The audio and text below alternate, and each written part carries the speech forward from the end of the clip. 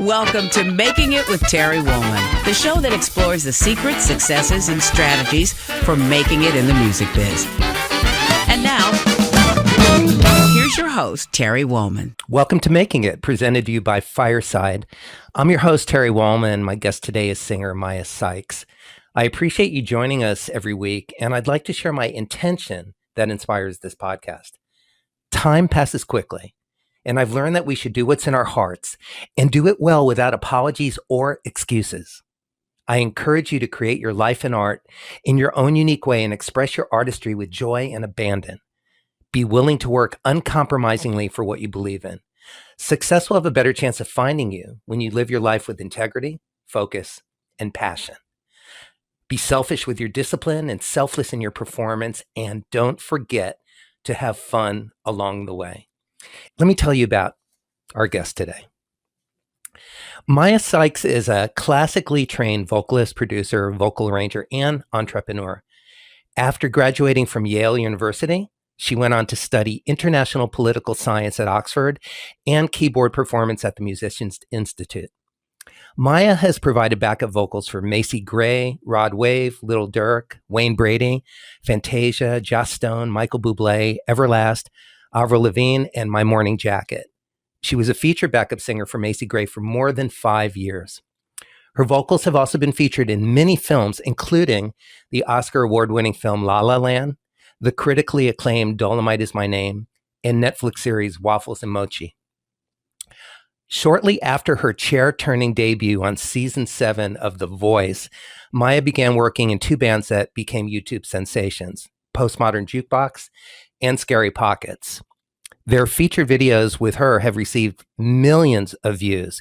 Currently, Maiya has been working on her own projects, recording herself at home, something we're going to be talking about, a new skill set picked up through the global pandemic. She's also working on an album of her own original music, which I'm very excited about. So on that note, Maiya Sykes, hi, welcome to Making It. Hi, thank you so much for having me. Everybody, I'm kind of new to this platform, so it's cool to learn new stuff. I feel like COVID-19 is the season of learn everything that you can that's new. That I can say that would be speaking for all of us. Anybody who's really awake and not wasting this moment in world history. It's a reinventing of ourselves in a way, and it's kind of a restart, ecologically. I mean, the skies got clean, It's amazing to see that, I saw all this. There's a lot of nature near where I live. I live in the Griffith Park area.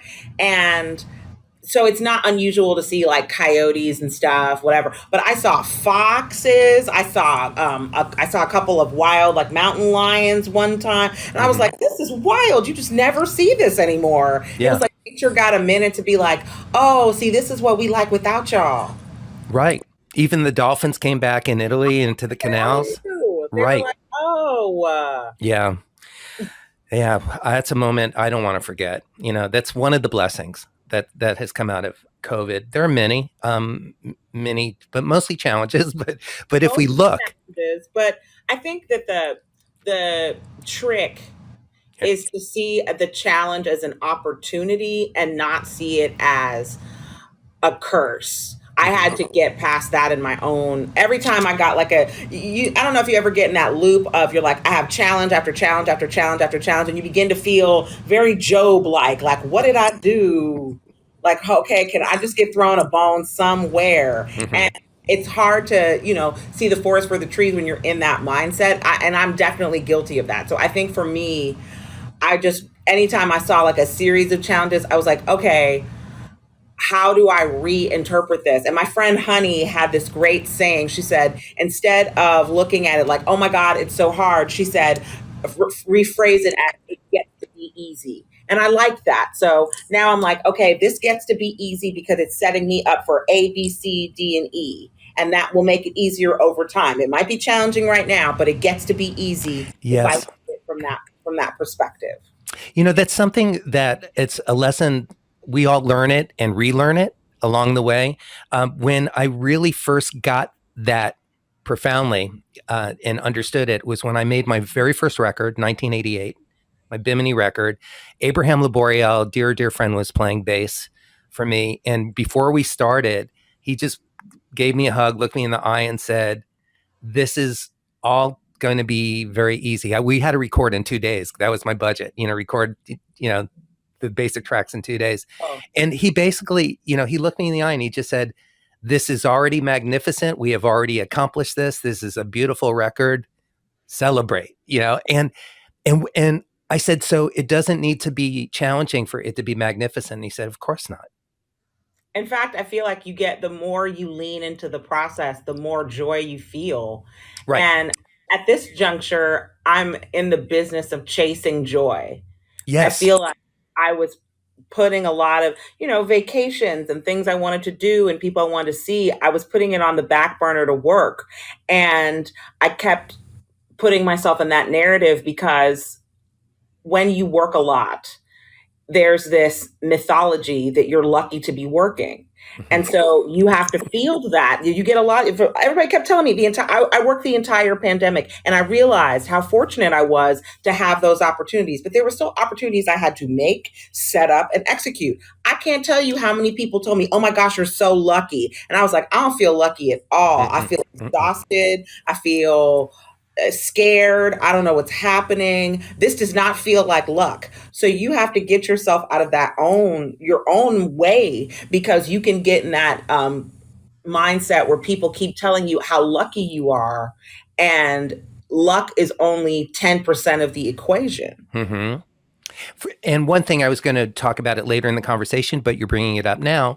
Part of this opportunity that you stepped into was to learn how to self-record yourself as a recording artist and singer, which is not an easy thing to do, when you've never done it before, and it can be intimidating. There are quite a few very renowned musicians who had to do the same thing. They made a decision to learn how to self-record. They reached out. You had somebody help you, guide you, and that's part of the reason that you've been working through the entire pandemic. Your openness and your willingness. I reached out to a bunch of singers that I knew. Mm-hmm. There was, I did clinics. I went online. I got research. Some other people went online, and we shared information because we were terrified. But we were like, okay, if we're terrified together, this is going to be easier. So let's just jump into it. I remember Laura Jane and I, we would, Laura Jane Jones, she'd be like, okay, I'm on Logic. I got this mic. I was like, okay, I'm on Pro Tools and I'm also learning Logic. I think this mic works.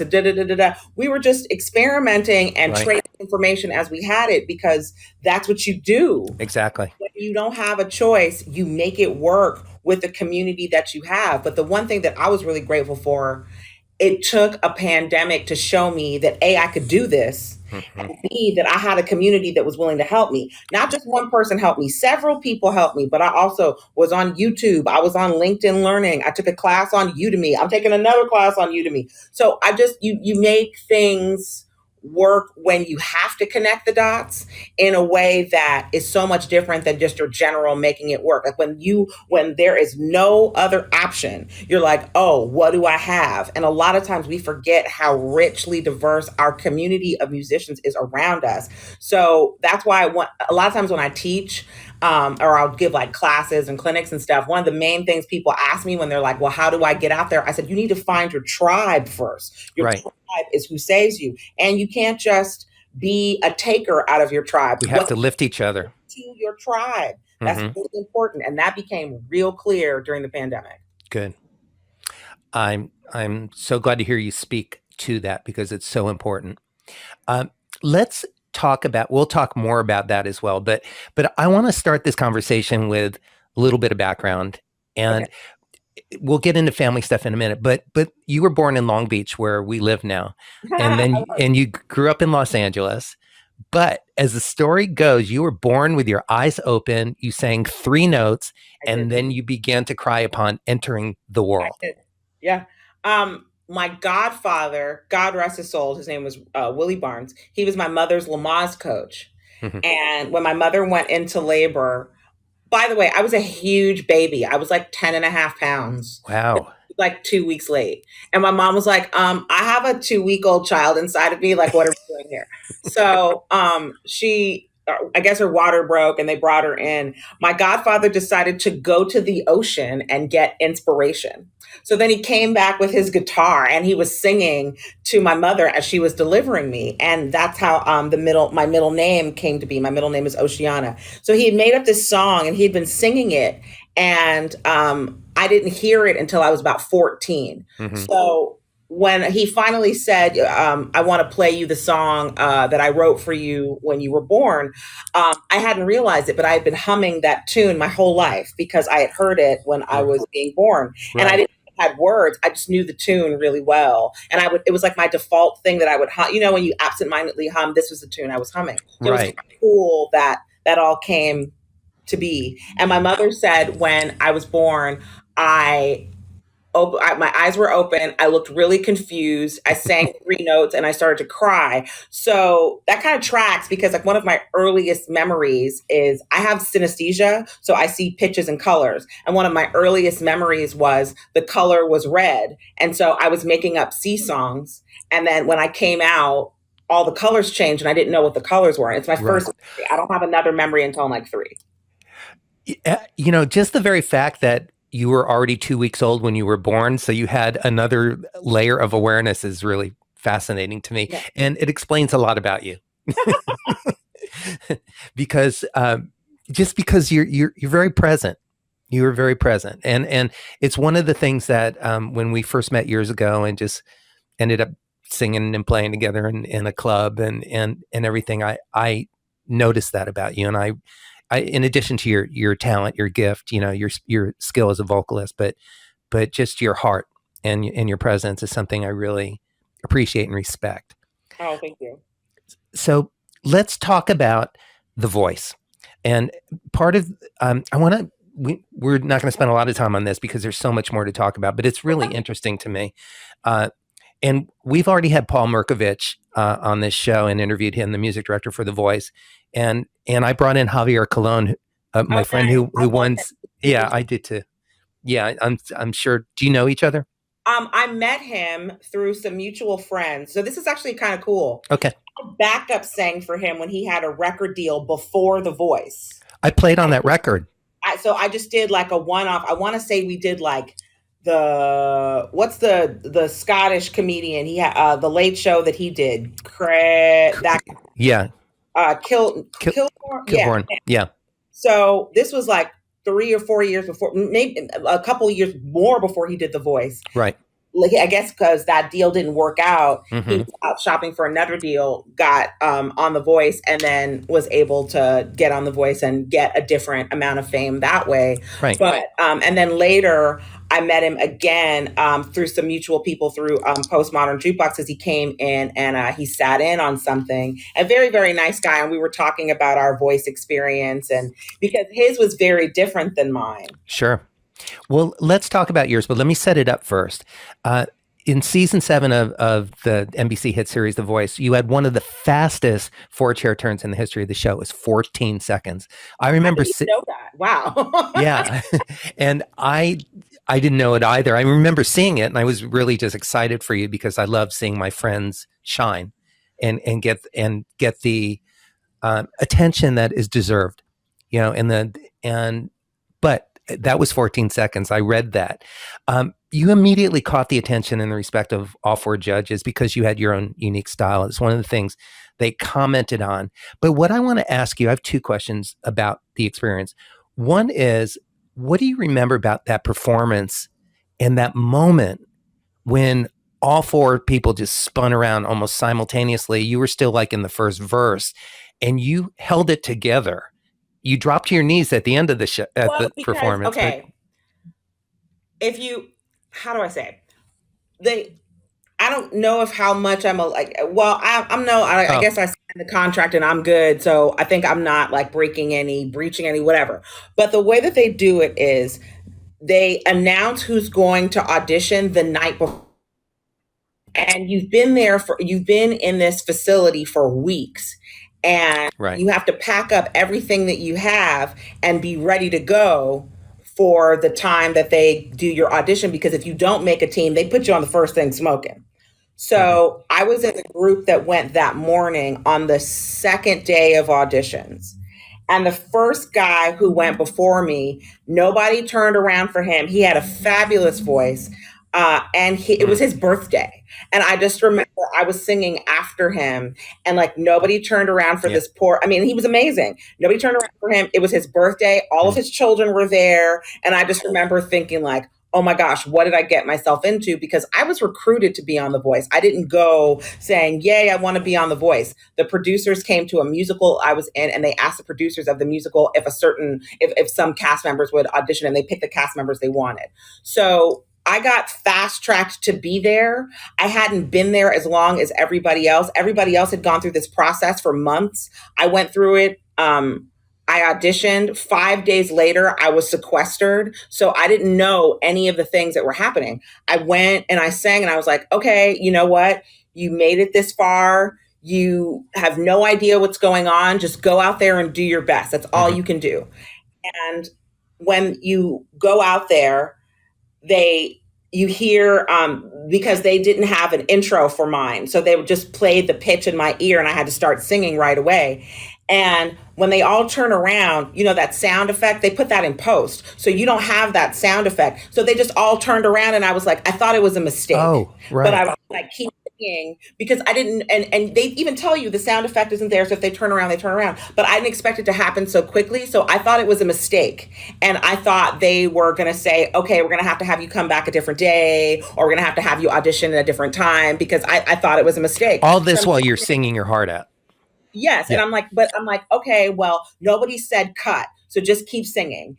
And then I don't know if you can see if you go back and watch it now that I tell you all this, it'll be kind of hilarious. I'm kind of swaying like this because my foot was caught in the grate. My heel was caught in the grate. So I was trying to wiggle my foot out and sing and not look terrified, because I was like expecting any minute somebody's like, okay, it's like, you know, and then when they started smiling, I was like, okay, this is good, I think. So I just was like, okay, try to be good. Now, all of this is happening at 8:30 in the morning. 8:30 in the morning. I'm like singing the big Stay With Me vocal, blah, blah, blah, blah, blah. Yeah. So yeah, that was my story. Wow. And so that moment when the song ended and you got through it with in a magnificent way, you did just sort of, sort of crumple to the ground for a minute. I was just relieved. And I don't know if you can, there's no way to really I didn't know what to do, but I was just like, oh my gosh, I'm just so grateful. Yeah. That this is, honestly, I was so grateful I made it through. I was just like, okay, I'm a little terrified. I don't know what's happening. And that was like my whole experience. I felt like the entire time I was a little terrified and had no idea what was happening. Yeah. Thanks for sharing that. That's fantastic. How has that experience, did that experience change your life in any profound way? I mean, certainly the experience was great, but like your career didn't absolutely blow up. No. You didn't in fact, honestly, the experience initially was kind of damaging to my career. Okay.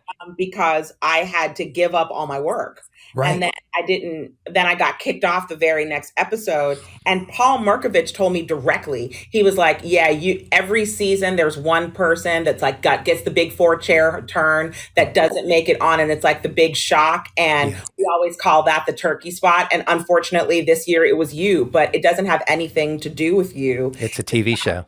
TV. But you can say that to somebody all damn day long. But when I sold my car, I gave up tours, and I got recruited to be on the show. So to be recruited on something where I was just made the turkey, where I had no idea. And the producers were like, you're so special. We're so lucky to have you. Da, da, da, da. And I was asking other contestants and they didn't say those things to those people. So I was like, the part that made me upset was you could have just let me be a contestant and let me dip. You know what I mean? But it was psychological mind boggling that felt really crappy and took me a while to unprocess because I felt worthless afterwards. I was like, I was just there to be some weird dramatic filler, and these people don't know anything about my life or care anything about it. And then I found out like it's not everybody's call, and I found out a lot of the people who were there really did care about me and felt very upset when I left. So that was nice to know. It's just one of those things where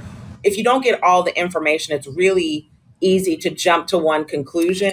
And what I learned from The Voice is nobody's going to hand you the career you want. That maybe happens to 1% of people with a career.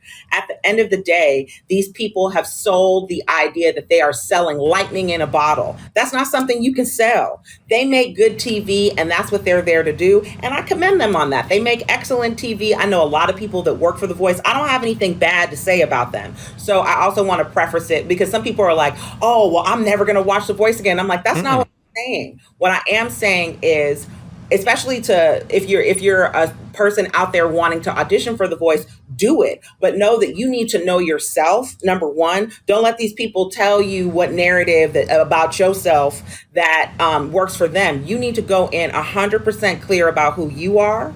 And know that these people aren't going to make you or break you. That's your job. And when I got that, then I was able to walk with a little bit more confidence and utilize the things that the one thing that I can definitely say from The Voice is every time they look at my resume, there's always Maiya Sykes from The Voice. So it's not like it was a horrible thing for my resume to have. That's always going to be a part of my story. I just didn't want it to be my defining moment. Right. And so that's my job. I'm trying to make sure that I do enough in my life that The Voice isn't the none of it is the definitive thing about me. Not The Voice, Postmodern, Jukebox, Scary Pockets, none of it. The things that are definitive about me are the things that I make and I create. And that's just how that's going to be. But you have to be really solid in yourself. I feel like everybody who I knew from The Voice needed therapy afterwards for a reason. That makes sense. Preach. And thanks for being honest about it, sis. I want to read a quote of yours that I read in an interview that you did. And these are your words. There are days when I just want to quit music and become a real estate agent. There are other days when I cannot believe how blessed I've been thus far in my life. Callings aren't supposed to be easy. They're supposed to drive you to excellence. Absolutely. You just spoke to that. And I just, aren't easy. I think it's so important to keep that in perspective. Absolutely. I think people have the wrong impression about a calling, Right. Callings aren't supposed to be easy. That's why you're called. Right. Easy things are things that you can fall into, but a calling, that's not easy. It comes from a higher place, and it's something that you have to answer. And some people don't answer it, and that's okay too. Mm-hmm. I want to talk about education because you are a believer in education and you ended up getting a political science degree. Well, actually, you had a triple major at Yale, and you went to Yale studying political science, African American history, and music composition. After that, as if that wasn't enough, you won a fellowship in international political science at Oxford University in England. Yes. And then you decided to go study keyboard at the Musicians Institute. So let me ask you a couple questions. By the way, I commend you. My parents were teachers, and I believe in education. I think it's fantastic. I looked up political science just to see what that is and what you can do with it. And the question I Googled, what can you do with a political science degree?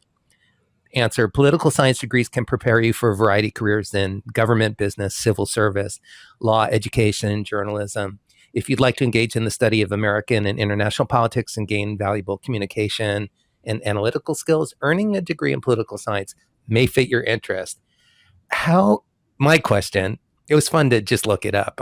And how has that part of your education informed your career? And also, how has your training in African American history and music composition prepared you for being a professional musician?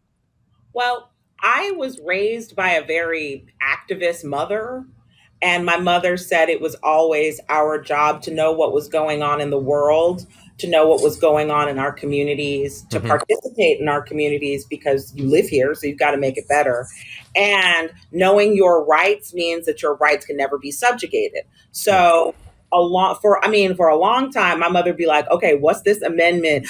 My mother's like definitely I don't know if you ever saw the Indiana Jones and the Last Crusade movie. Okay, when Indiana Jones comes in and he's like out of breath and he's like count to 10 and count to 10 in Latin, that was my mother. So my mother was like, have this book. Like I would come in, she'd be like, Maiya, you're talking too fast. Use your words, slow down, articulate. Count to 10 in Greek, in Spanish, that's how my mother was.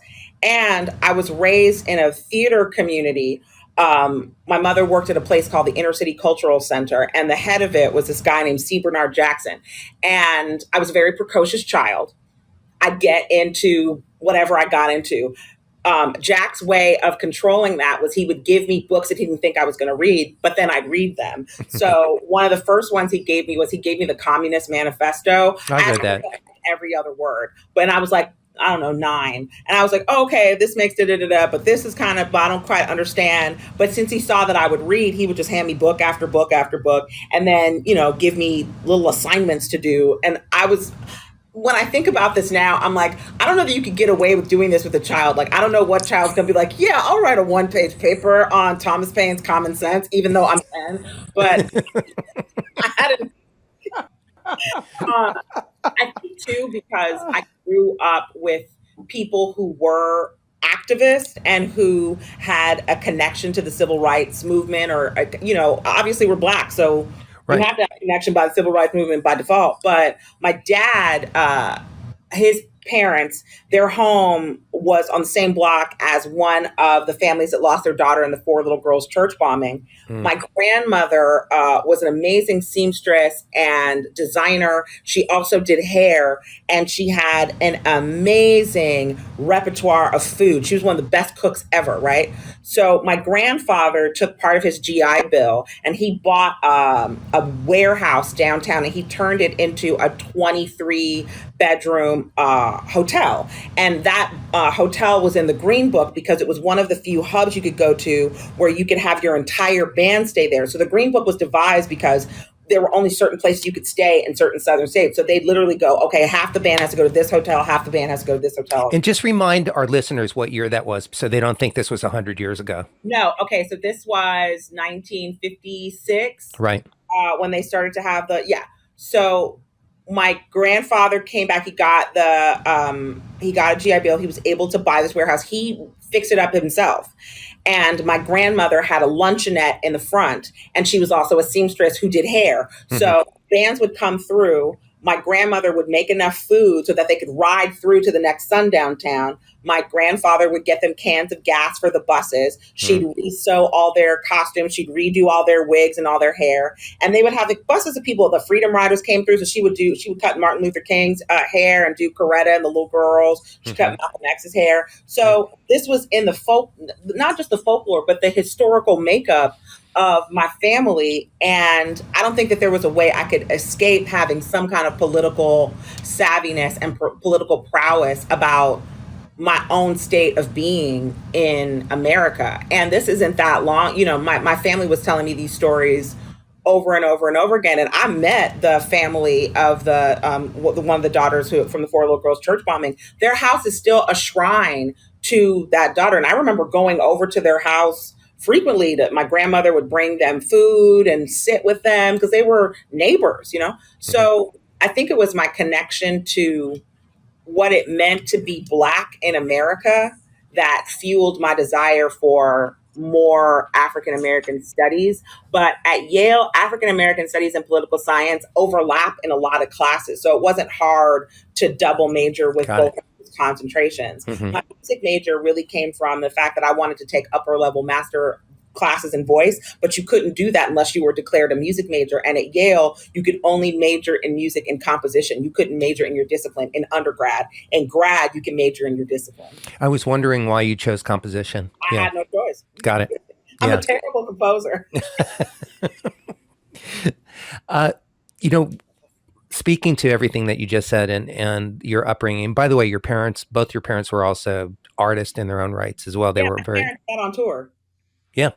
So you grew up also, besides being saturated in the cultural experience of being Black in America, and really having the curtains pulled back, not just from your own experience, but seeing again what traveling musicians were dealing with, and racial divide, and without apology or without anything. That's just the way it was. You also really had an understanding of what it was like to be in the music business, watching your parents come up. So I got a lot of that really from my uncle, who was a costume designer. So my uncle, his name was Bill Witten. Probably his biggest claim to fame was he designed the glove for Michael Jackson. But I would go to his studio and just watch a whole bunch of musicians come through all the time. And so I would just talk, and they would talk to me because I was a kid. And, kids would get away with a lot, And your uncle also designed clothes he started with Neil Diamond, I believe, but also Steppenwolf, Commodores, the Jacksons, Edgar Winter, Elton John, Stevie Wonder, and then the glove. He was Neil Diamond for 38 years. So Neil came to his memorial service, and Neil was so incredible during that time. He's just such a wonderful person. And our family is just really grateful to him. Yeah. Really, really grateful. I can imagine. Cool. He was one of the first people. Bill didn't want people to know he was sick. So when I was, dealing with the end of his life, on his deathbed, he told me how to do a fitting for Neil Diamond. And he would go in and out of lucidity. But the one thing that I could get to bring him back if he was having like a delusion or something was to talk about Neil. He literally just wrote out, and I put it on a dictaphone, took it over to his house. And I said, okay, Bill told me to do X, Y, and Z and change out these things in your closet and try this, blah, blah, blah, blah. And I was trying on everything. And he said, how is Bill? And I just went like this. And I turned around and I was about to fit his neck, and he grabbed my face and he said, oh, sweetie, are you okay? And he just gave me this big hug. And I ugly cried on Neil Diamond, like ugly snot crying. It was bad. But the next day he had his secretary call me, his administrative number Assistant. one. Yeah. And she said, Neil said, here's a key to the office and a check for $10,000, and to call us if you need anything else. The things that people do behind the scene that you never hear about. Right. I think that we forget too, as musicians, especially when you work for juggernauts or whatever, they're human too. And when they show that human side, it really stands out because they don't have to. They could just be whatever. And, the fact that Neil not only took the time to be a human being in his response, but to be a generous human being who supported his friend, because Bill was his friend. Yes. Was really moving, so I was lucky. I was really blessed for that. So let's bring it to present right now, because you've got all this training, in addition to being Black, raised in a Black family. So you've got your own personal experience. You've got all the cultural, political experience because your mom was an activist and your family was just so involved. But this is still going on. People of color in the entertainment business, and I can speak freely about this because we have before, you and I, personally. But people of color in the entertainment business and in our culture, they continue to experience issues that can be nuanced and multi-layered. And for example, the reward of an artist's talent and gift is sometimes to be given more work without additional compensation. Or you've been in situations where you've been asked for an ID badge at a venue when white cast members are not. This shit still goes on. Absolutely. It's been going on for quite some time. So what do you have to say about that? Interestingly enough, I was having a spirited debate, let's call it that, with one of the people that I work with, because they were saying that they wanted to send me out on more jobs, but they were worried that event planners were thinking I was a problem. And they cited 3 incidences where event planners thought I was a problem. The 3 instances were, I asked to use the restroom and apparently I used the wrong one. That was 1. I refused to walk a half a mile in the dark to my car. That was 2. And I got berated for not even eating, being given a piece of pizza by the bride because I guess it was the after food for the guest. So I got berated for 10 minutes by a person because I took 2 bites of a slice of Domino's pizza. So these were the incidences that they set against me as to say I was difficult. And I said, from where I sit, I got berated for having to utilize a bodily function that is what I have to do. I got screamed at because I wanted to be safe. And I got screamed at because the person who hired me gave me something. What I'm not hearing is the apology that should come from your company for putting me through that. And I remember I was saying this and my mom was in the background and she was livid. When I hung up the phone afterwards, my mom said, I had this same conversation 30 years ago. And that's the problem. Even with all of the strides that we've made, we're still running into the same issues because those issues never got solved.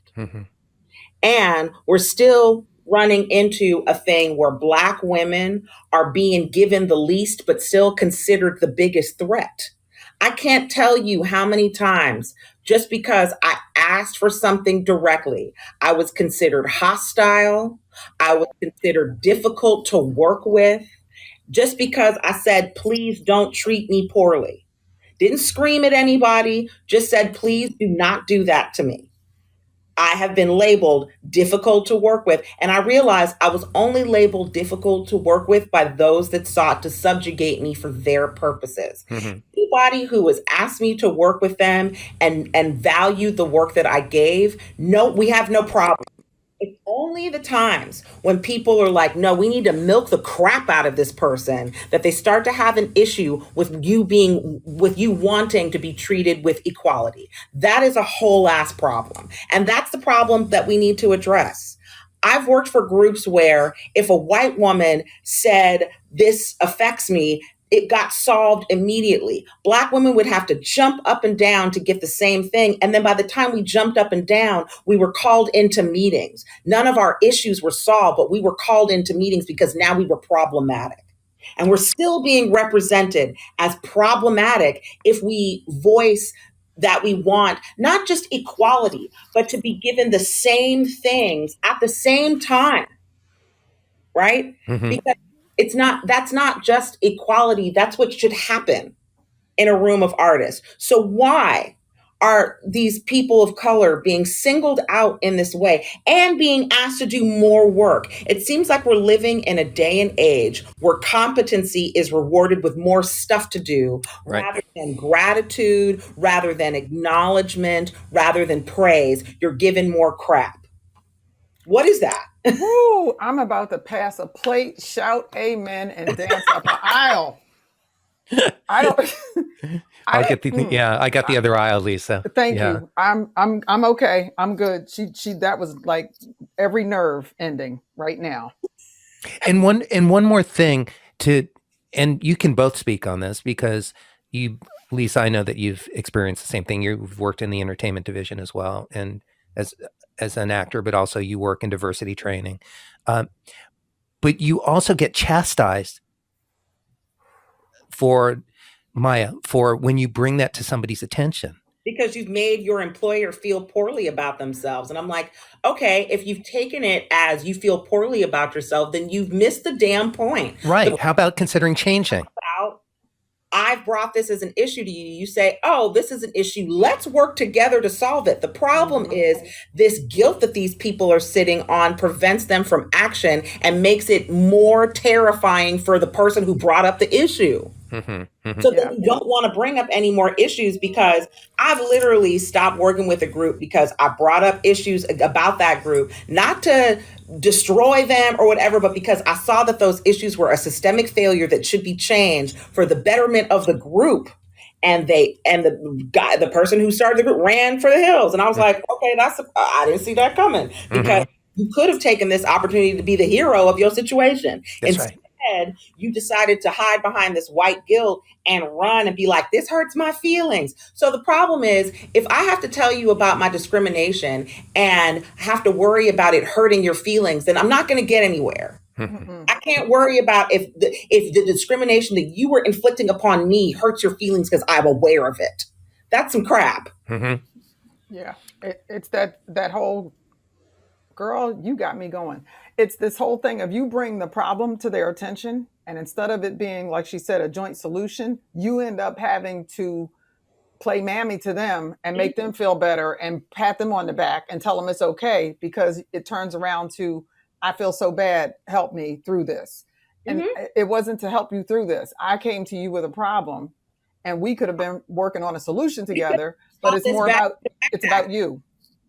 Not only did you make it about you so that it wasn't all about you and I could work here, I call it the ancient Mima voice. I've had to talk to these people in the ancient Mima voice to make them feel more comfortable with the fact that they have subjugated me, and I brought it up to their attention. You read my mind. I'm not even kidding. No, I literally was sitting here going Aunt Jemima, and I went to Mammy because that's her cousin. Same thing. Yeah. Same thing. It's just Aunt Jemima with a do-rag. Listen. Right. Right. So yeah, I mean, and it's getting worse. Right. Because there's this belief, right?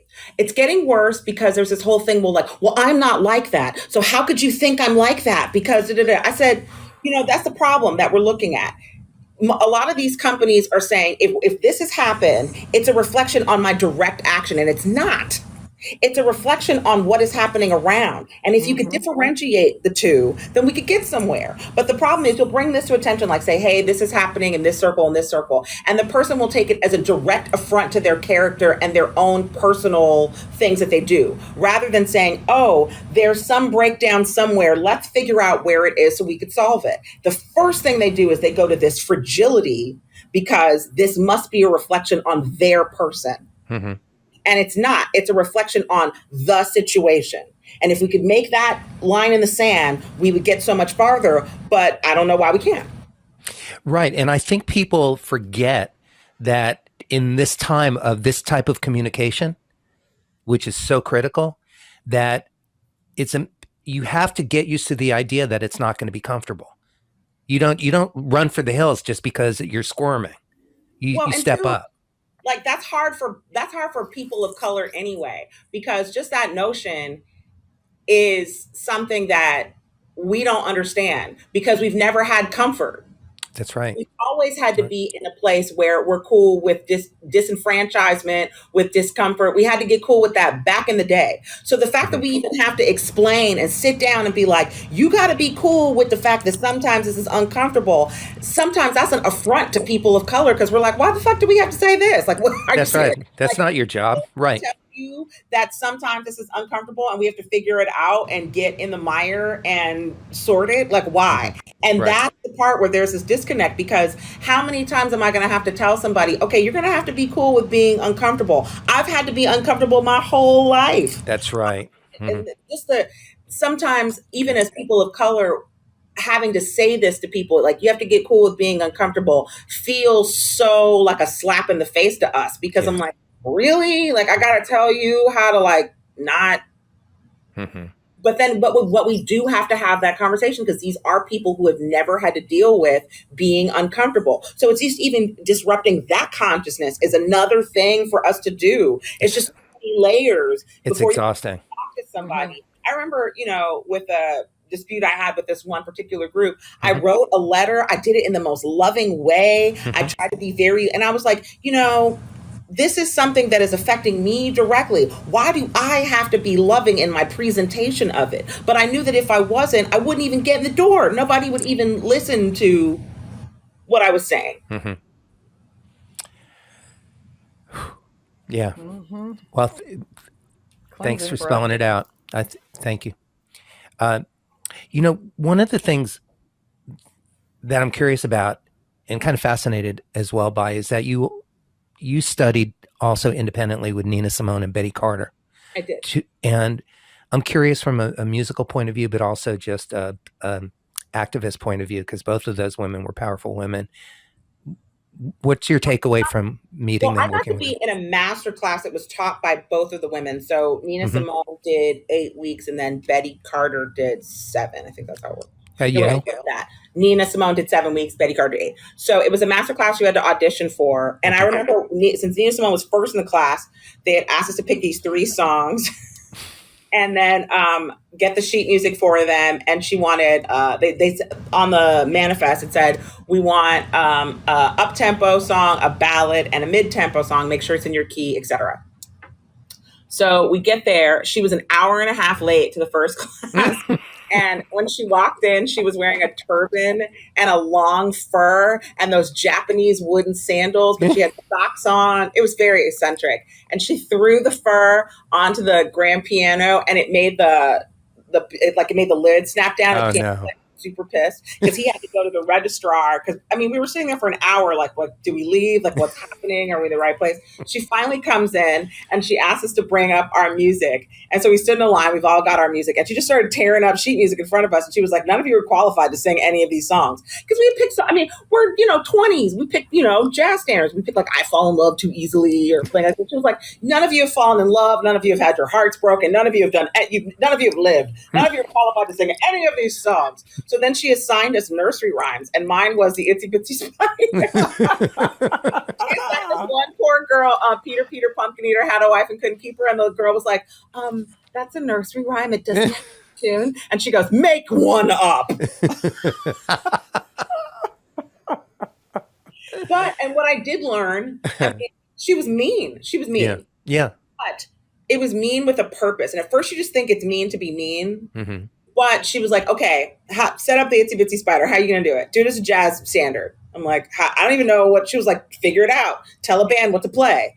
And I was like, okay. So one of the things that I learned in her class was, because she would say this repeatedly, she was like, as a woman and as a Black woman, if you think you're going out and you're singing and these bands aren't going to walk all over you, you've got another thing coming. So you have to, which I understood. Mm-hmm. She had to have that tough exterior because true to form, when I first started, doing gigs, dudes would they would talk over me. Mm-hmm. They would literally talk to each other about what I was singing, and it would piss me off. I was like, I have a degree. I can read a chart. I wrote this chart. Why are you talking to him about the form of the freaking thing? But her thing was, you've got to be a presence, and you've got to know how to utilize that presence to push you forward, because as a Black woman, they see you coming and they don't want you to have anything. And she wasn't wrong. She wasn't wrong about that philosophy. I could see how life had made her into that. Whereas Betty Carter was like about the discipline and the work. And she'd make you sing the same 8 bars over and over and over and over and over again, because she said, if you are solid, nothing can move you. Mm-hmm. I never got to talk to them about the activism so much, but I realized that the activism was in what they were teaching me, because what they were saying was, be ready. You have to be. They are looking for you to fail. And I realized they came from a world where that was true. I don't know that that's so much the same world now. So we all have to have different approaches because, life evolves. But it did give me this mindset of, as a musician and as a woman, you're not going to walk all over me but I'm also a giving musician. I'm not going in and singing all over the piano solo. Music is a conversation. Mm-hmm. And the minute you understand that you have to, as a woman especially, you have to demand sometimes to be a part of that conversation. But once you're in the conversation, you don't need to dominate it. Mm-hmm. But you definitely have to sometimes be like, hey, I've definitely told somebody, stop talking to him because I'm the person writing your check. And if you'd like your money at the end of the night, you better act like I'm the boss, because I am. And you can go home. I can literally call a drummer right now. But I've had to say that. Yeah. And I'm not trying to flex, but you literally have been sitting up here disrespecting me, and you want my money at the end of the night. Pick a struggle. Mm-hmm. Pick a struggle. I want to tell people what you're doing right now, but I also want to open the floor up for a couple questions or comments. Sweet. And I see my wife, Melanie, is in the audience. I know she's a dear friend and also a fellow touring singer. Melanie, if you're feeling like jumping in, and of course, Lisa, I'd love to get your perspective and comments on this. But I want to thank you for also taking the time, because you're in New York right now, sitting in a hotel room. You're going to be performing tomorrow. Tell everybody about that so they can watch you. Yes, I will be on the Colbert Show with my morning jacket, and I, along with another singer named Brianna Gibbs, recorded all the background vocals for their latest record. So they've been very, very kind to invite us to do some promo dates for them, because, especially like money's funny right now, and not, labels are doing like different things and weird things. So they could have just used our tracks and not had us. It was very kind that they, reached out and wanted to have us be a part of this this experience. So it's nice. And again, this is a direct, energetic reward for having learned how to self-record at home during the pandemic. Well, I'm grateful for that as well, because a bunch of people helped me, but the lead singer of My Morning Jacket is a guy named Jim James. He was able to walk me through Pro Tools enough to use it.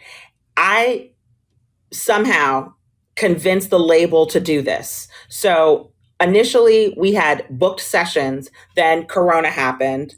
And they were just going to pay us for the sessions and have us record it a later date. Right.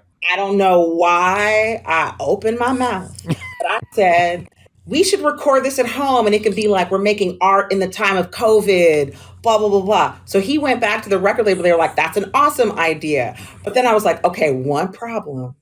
I don't know how. I have a decent mic. I don't know how to use any of this stuff. I would always I always had a good recording microphone, because when I would go to people's studios and I thought they had like a microphone that wasn't great, I was like, I have this Neumann TLM 103. Why don't we use this? And then somebody gave me an interface, and I had always been meaning to learn how to use it. It was in the box, chilling. And I was like, okay, I have Logic, but like I haven't looked at Logic in 6 or 7 years. And Jim said, if you get Pro Tools, I'll walk you through how to do Pro Tools. Then another engineer that I work with, Ty Longley, who's about to turn 50, his birthday's coming up. So happy birthday, Ty. Happy birthday. I paid him, but he didn't charge me. He charged me like the smallest amount of money, but I paid him to do clinics with him on Zoom. And and between the two of them, Jim met with me every night until I got how to render stems and send them correctly. But he would get on the computer with me. He was very patient, because I also was in this thing where I didn't want to let anybody down. I think that's a Capricorn thing, where we're just like, especially when we get into projects, we're like, we just have to make it good because we don't want to let anybody down. We're just like, want everybody to be good. We get into that loop. I think it's totally a Capricorn thing. Anyway, so I'd be sitting there freaking out, and he'd be like, it's okay. We're doing great. Breathe. Everything is great. And he was very patient and kind. He was like, you recorded everything cool. The stems are just getting sent a millisecond off. So we just have to figure out your rendering process. And he was like, you're getting cool, but sometimes like when you're singing the bigger volumes, you probably need a cone around your mic. I was like, okay, I just got one. So then, this was all, experiment for me. I had no idea. And I was just going on YouTube furiously, like, okay, what is this? What's a vocal chain? I don't know. You know what I mean? Sure. But yeah, I think it was so kind that Jim was so willing to work with me, but from where he came from, he was willing to do that because I was willing to try. So it was this wonderful situation where two people who saw the willingness of each other stepped in to make it happen. Well, and I think there's really something critically important to being curious and open-minded, open-hearted, not rigid in your thinking, being willing to learn something new. And not only are you willing, but you actually embrace it. You're a curious person like me. I hate learning technology. Like every day there's like something more I need to figure out, and now this shit don't work, or right. Plus Pro Tools would like give you a heart attack like every time you use it. I started. However, our willingness to do that enables these beautiful opportunities to continue to have made music during the pandemic, to continue podcasting, to continue creating. Moving forward. And I'm grateful that, now I'm doing between 3 and 4 sessions a week at my house. Yes. It's made a way to go forward that I didn't have. So I have been trying to amass the few skills that I have and try to give them to some other singers. Because again, this is community. You know what I mean? Like, so. Absolutely. I want to let everybody know that your Instagram is Maiya Sykes, MAIYASYKES, and people can find you on your website as well and everything. But I want everybody to go be checking Maiya out. I see that Melanie Taylor's on stage with us, so that means you've got something to say. Hey, sis. Hi, Mommy. Well, as one of your fellow Capricorns, I have to co-sign so much of what you said, especially the bit about being born with your eyes flying open. Evidently, that was also me, although I don't remember it. Yeah. Yeah, isn't that funny? And also the bit about wanting to get everything right. Yeah. It's a plague. It plagues us. I'm never satisfied. I'm always feeling like I'm crazy. But I love you so much. I admire you, as you know, to the skies. And I'm so proud of you for everything that you've created, especially art in the time of COVID. I'm with you on that. There's been so many challenges, and I'm kind of tired of the word resilient, but I have to say you do personify that. And I'm glad that you're fearless about sharing how it wasn't easy, and it's still not in many ways, but you find arcs of joy in what you're doing and what you're offering. Your calling is so strong, and you know that it's a marathon, not a sprint, and that you will and have come through all of it with all of your humanity intact. So I just wanted to say thank you for sharing so much of yourself with us today, so vulnerably and so completely, and with so much fire. It's important to not make everything okay. And I really appreciate you being truthful and honest about all of it. Thank you. I appreciate it. You're welcome, and I love you. Melanie, thank you for joining the conversation. And it's been great listening to you guys chop it up. I love it. I love it. And maybe I think you need a podcast, Maiya. Yeah. I would listen to that. You have a lot to say, and we all are here for it. So God bless you, honey. I love you. I know I'll see you soon. Yay, we will. Have a great trip in New York, my favorite city. Have fun. We'll be watching. Take care. Thank you. All right. Maiya, before I get to my closing questions, and then you'll get final words as well. Dr. Lisa, or any of our audience members, do you want to anything that you want to say? Lisa, I'm sure you've got plenty to say. We could do an hour with you. Go ahead. I was looking to make sure somebody else hadn't asked to get on stage. I wanted to ask, because this has definitely been fire. I think Melanie hit the right word, and it's a lot of energy, and people can tell that you are ever present in every moment that you're living. What do you do, Maiya, for your grounding? How do you, I don't even want to use the word relax, but what do you do to stay centered? What do you do to bring yourself back to your state of peace? One thing that I started this about 4 months ago pretty religiously, was I give myself one full rest day. I used to give myself one vocal rest day, but then I would do other stuff or do blah, blah, blah, blah. And I just take one full day where I don't do anything.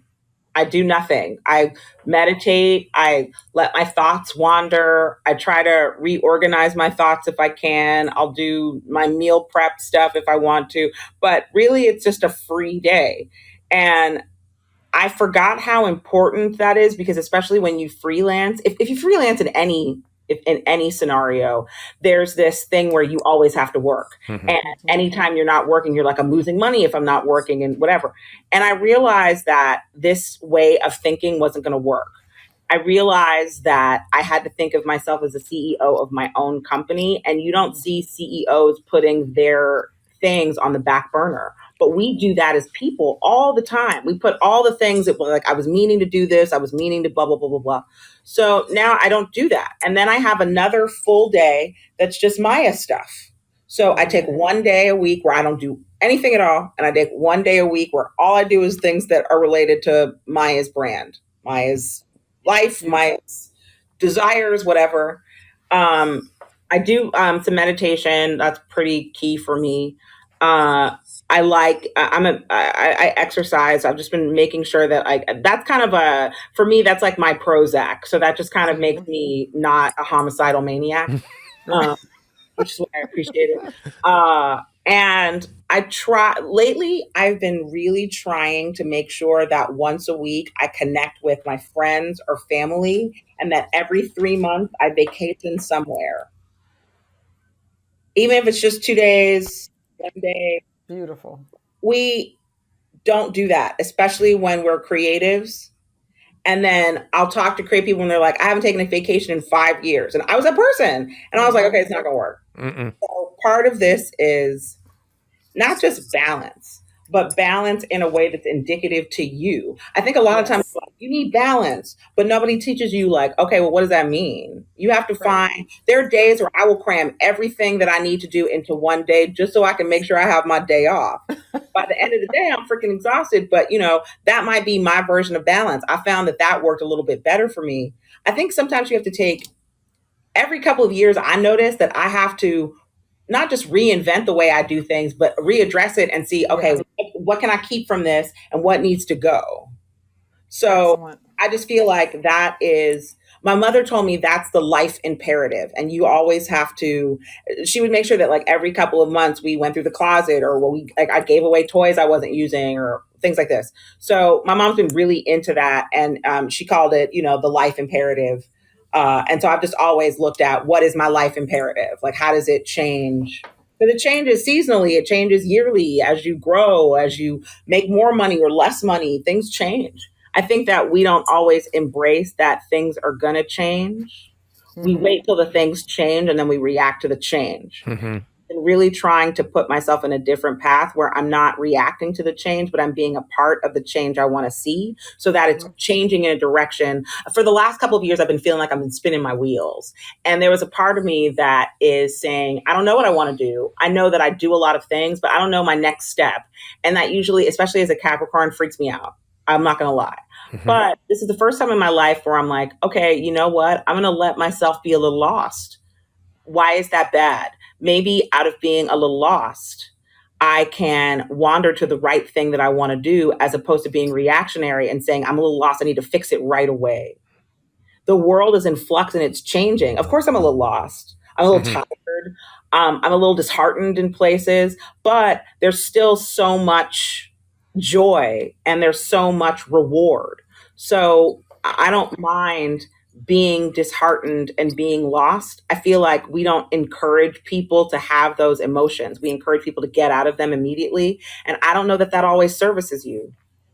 Mm-hmm. As you had mentioned earlier, you were also embracing this idea of chasing joy in your life. Very much so. I think it's your right, so if you have the opportunity, you should try to chase some kind of joy. And a lot of times we wait till we don't have any to go find some. And the way that we go chase it is by things. And joy isn't things. Joy is experiences. Amen. Maiya, let me get into my 3 questions that I ask everybody at the end of each interview. And I've been doing this for over 5 years, and it's always wonderful to hear what people have to say. The first is, since this show is called Making It, what does making it mean to you, both personally and professionally? I've really been contemplating that idea anyway, because as an artist, you go through these cycles where the world tells you, unless you're Beyonce, you're basically waiting tables if you're an artist. I can't tell you how many times people are like, if I say I'm a singer, they're like, and what else do you do? Because they're fully expecting that I also work at Starbucks. I'm like, no, this is it. And when you work as a creative, I shouldn't even say this is it, because, I was talking with your wife earlier, she's an artist, but she's doing a little of this, a little of that, a work here or work there, which is what you do as a creative person. It's not all this one cut and dry thing. So what I realized making it meant was making a life that is yours, is making it. The definitions of fame don't apply, because fame is fleeting and it's not a thing you can maintain or control. You can't control if you become famous. You can control if you're good. You can control if you put out good product into the world, put out good energy into the world, but you can't control if you're famous. So that shouldn't be the thing you should try to control. This is why fame can really turn somebody into something very, very dark, because they didn't know who they were when they got this fame. And so now they're under this huge lens that is highlighting every flaw when they haven't learned how to deal with their own flaws. So for me, making it is standing in my truth every day and figuring out a way to stand in it that makes me feel good.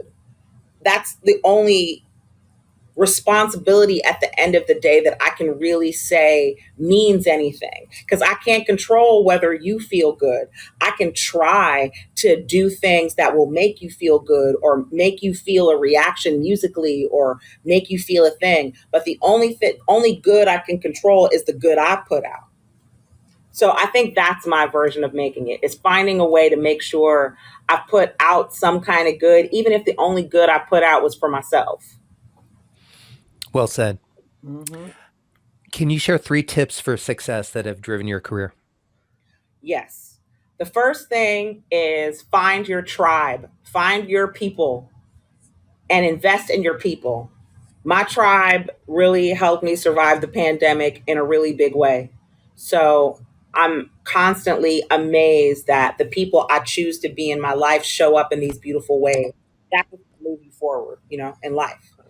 I think the second is knowing yourself is a daily exercise. So don't just think you know yourself out in the world. Knowing yourself is a daily check-in, a weekly check-in, and knowing yourself is your human imperative. So when I say know yourself, I'm not saying know every little nook and cranny, da da da da. You should know those things, I guess. But what I'm saying is evaluate how you feel every day. And if one day you don't feel happy or you feel discontent or you feel angry, honor those emotions. We keep trying to gloss over things and give people happy pills. We're supposed to be happy all the damn time. And that's not realistic. If you can get to the place of your life where you can see the totality of your emotions and see how they play a part into your daily decisions, that's overall happiness. Happiness is an arc. It's not just this one thing. So knowing yourself is a daily exercise and invest in that.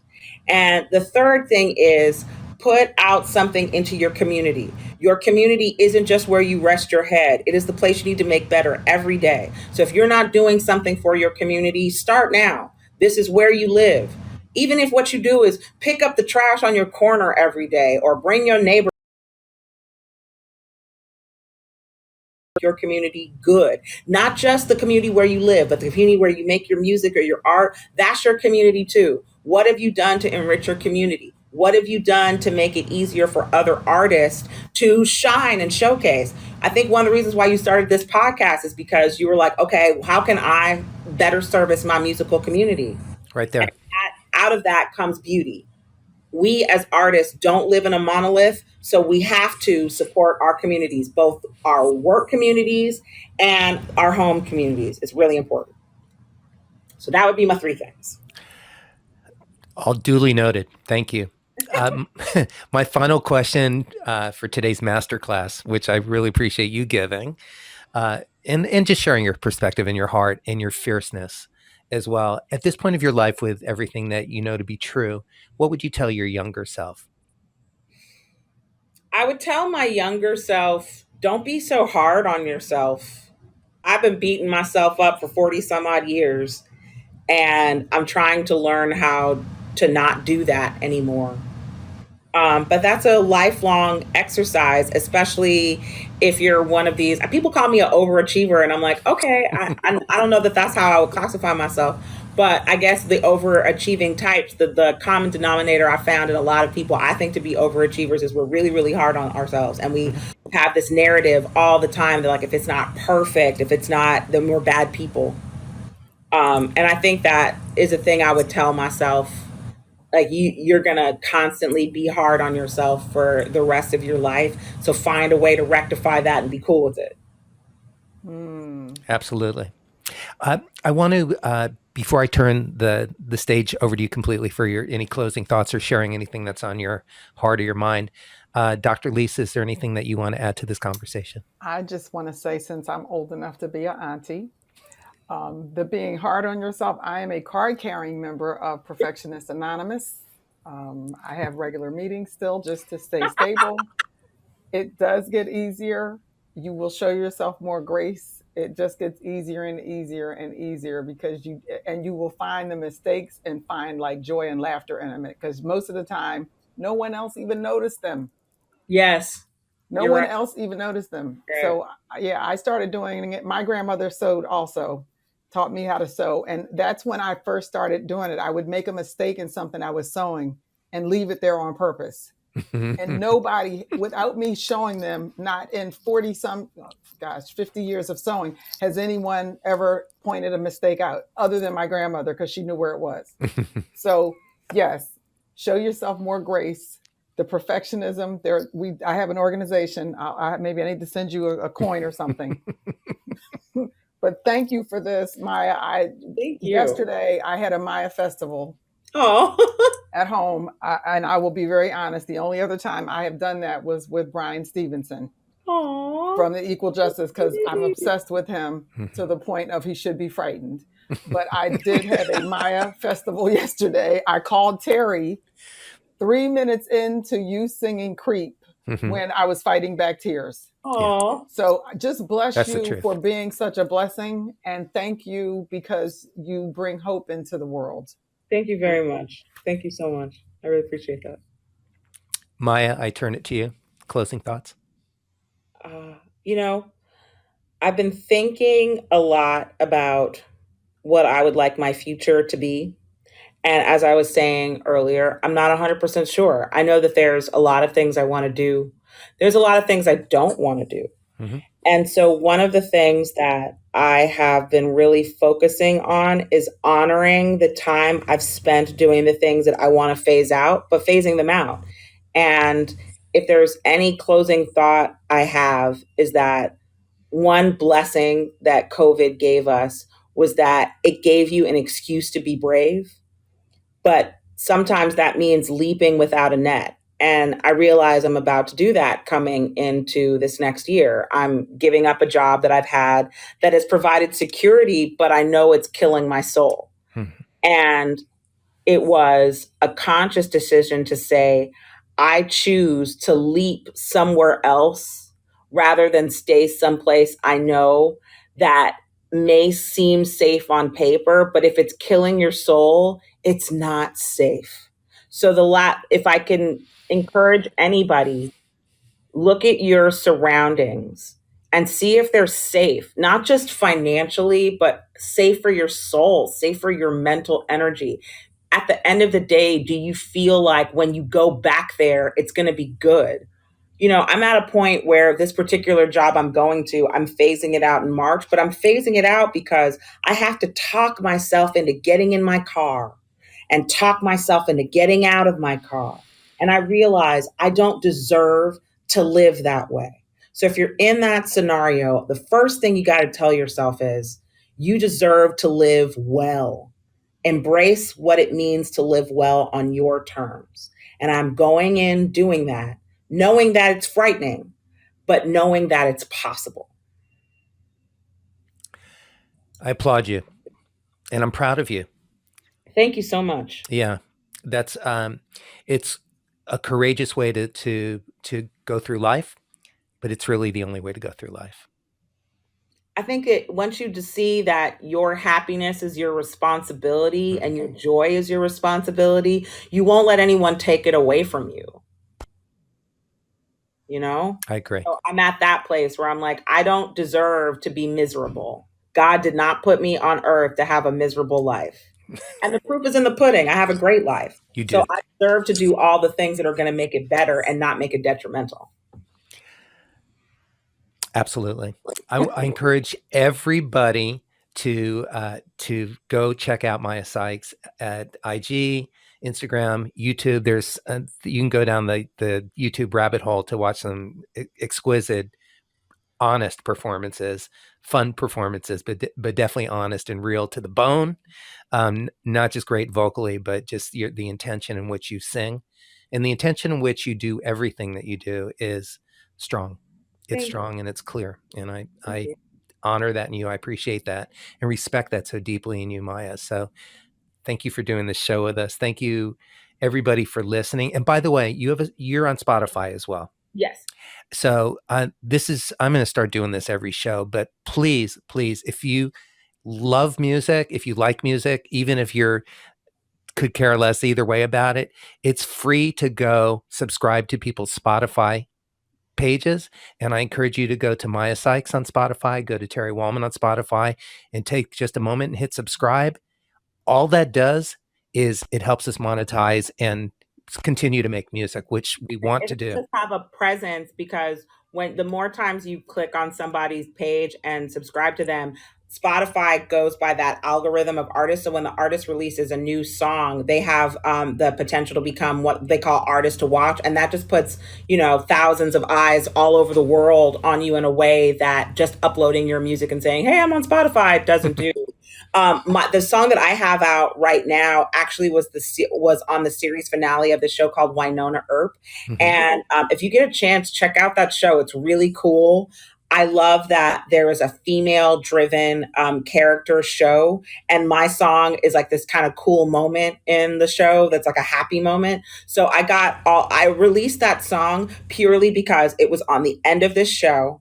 And about 55 people from that show go, I love this song. Where can I get it? Mm-hmm. So I just wanted to say, when you are listening to your favorite shows and you hear the songs, look for that artist too, because sometimes that can make the difference between whether or not the artist releases the song. And in my case, I had no idea I even had an audience for this song until like literally hundreds of people bothered me every day for 30 days.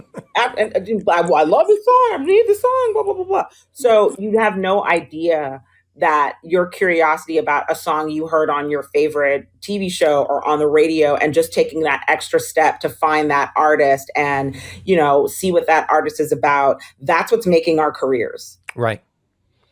It truly is. And streaming music, in an era now, we've talked about how the music industry, film industry, the creative arts industry continues to change, and we have to keep figuring out how to make it work. Mm-hmm. Since people have gotten out of the habit of buying music and streaming, that's what you can do to help keep music alive. And the streaming people have you over a barrel because mm-hmm. they pay you like half a cent, and they want to a quarter of a cent coming up.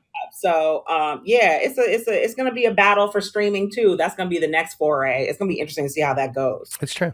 The people who own streaming, they're like, yeah, you're not going to make money from music anymore. That's us. You'll make money from touring, but you can do better on touring if you give us all your stuff. Right. And however, they're making money on streaming. I like literally said that in an interview. Yeah. He was like, you need to like quadruple the content you're making. I was like, or we could pull it from your platform. Yet they're monetizing and they're making money on our music by streaming. Yeah. It's quite an interesting period we're in right now. Yeah. But anyway, more music from you and from me to come this coming year. So I'm excited to hear your new music. Oh yeah, I just started mixing, and I'm so excited that you are working on your own album and more music again, because the world needs it. So thank you so much. Keep it up. Thank you. Maiya Sykes, thank you so much. I love you. I respect you. And this has been a joy to give you a platform to get angry and to get real. Yeah. Thank you for making it. Absolutely. Absolutely. And I love and respect you too. Thank you. And of course, to our virtual audience here today, everybody joining us, and our audience who listens to the archive versions, we appreciate you. We know that there's many things you could be doing with your time. So thank you for sharing your time with us, allowing us to share our stories with you.